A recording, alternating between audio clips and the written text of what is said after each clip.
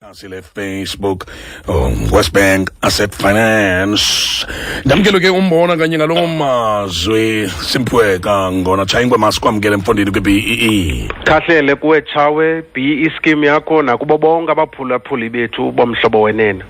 Chayingwe namhlanje siyazi eyokuba zonke isenti mfondini zinexabiso. Makathini ke umuntu xa iqaphela ukuba ayanelanga imali anayo yokuhlawula isavenge esizayo ngaloo nyanga ithile? Enkosi Mdange, mhla wawuqala lehambo yentengo yemoto waba nezicwangciso mali ezizizo uqinisekisa ukuba awuyigaleli yonke imali yakho etyaleni lemoto. Masithi ke mhlambe wawubeke R5,000 erandi enawunyoko wagqiba kolokuba ufake R3,500 erandi ngenyanga etyaleni lemoto ukuze uyibekele imini zikaxakeka enye imali. Le mali ke iselugcinweni inganceda kwiindleko ezingalindelekanga. Kodwa ukuba awunamali yokuhlawulwa kwakule nyanga kufuneka uqhagamshelane nebhanki yakho ngokukhawuleza phambi kokuba kufikwe kungekho mali kwi-account yakho. Chazela ibhanki ngemeko yakho ukuze bacothoze nawe ukujonga amacebo afanelekileyo anjengala. Ukuba ibiyingxaki nje yenyanga enye, kwinyanga ezayo izinto zibuyela kundalashe. Ukuba le moto yakho ixhomile ngexabiso kufuneka uyithengise ze uthenge enganeno ngexabiso. Ukuba uyoyiswa ngawo onke amatyala, chazela ibhanki mhlambi kofuneka iphononongwe imeko yakho yamatyala. KwaWestbank ke kukho inkonzo ye-internet onokuzinceda kuyo apho uthi wakuqaphela ukuba uza kuphosa isavenge uye kuhlengahlengisa ngokwakho uyakhe ngokutsha indlela yokuhlawula imoto yakho. Ngenxa yale nkonzo utsho uyiphephe eyentloni zokutsalela umnxeba ebhankini ube usenza isicelo. Ukuba ugxinwe ngamatyala asiyonto ibangela ukuba ube nentloni leyo. Siyayazi nathi singabantu eyokuba ubomi abusoloko buhamba ngokwezicwangciso zethu. Spike, kuthiwa ngezinkampani okanye abantu abamemeza behamba bezi-advertise besithi bona bangathabathela kubo izavenge okanye lonke ityala lemoto. Libonile ke le mipapasho mfondini nasemaphepheni nakwi-internet, sometimes nakwi-public toilets.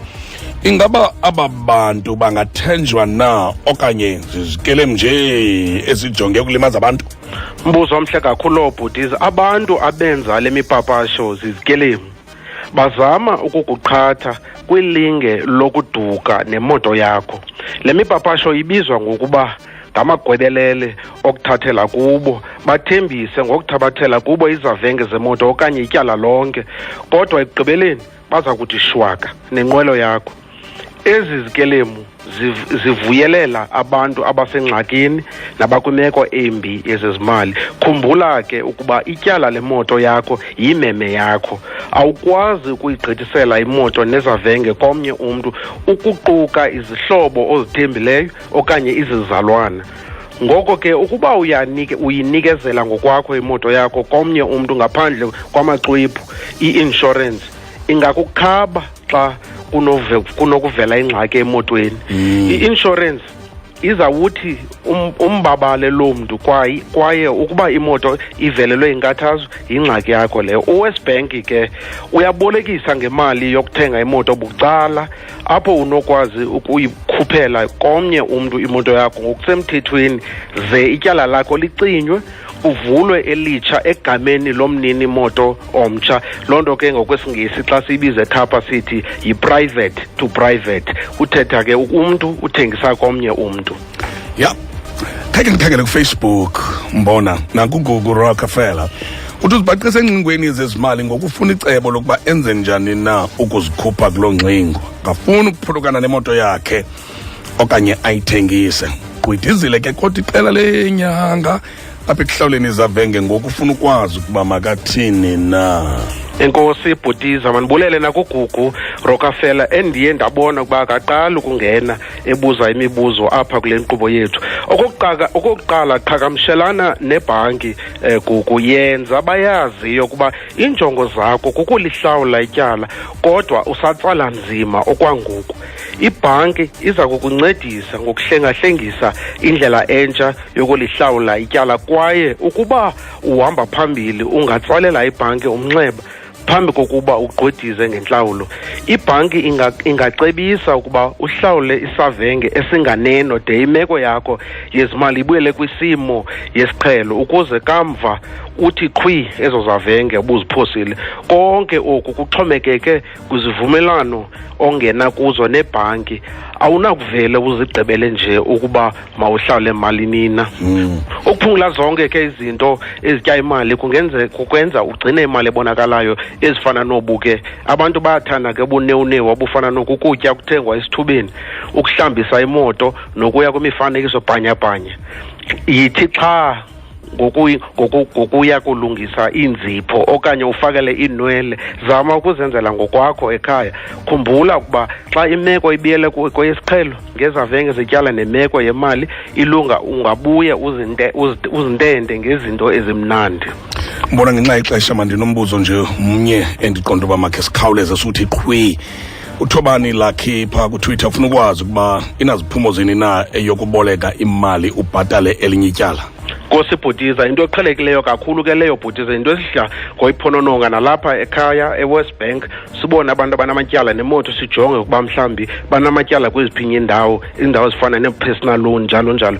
Thobani ngelishwa, akukho ndlela enqumlayo xa uboleka ukuthenga imoto.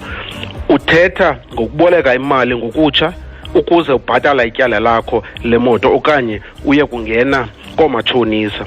Ukuba akukho nombolo ye-credit regulator koba amatshonisa eqinisekisa ngobhaliso kwi-contract okanye elucangweni lomzi obolekisayo, baleka, ungazifaki etyaleni apho. Ababhalisanga kwaye abahambi ngokwemiqathango yomthetho we-National Credit Act eyaqulunqwa ngomnyaka ka-2006.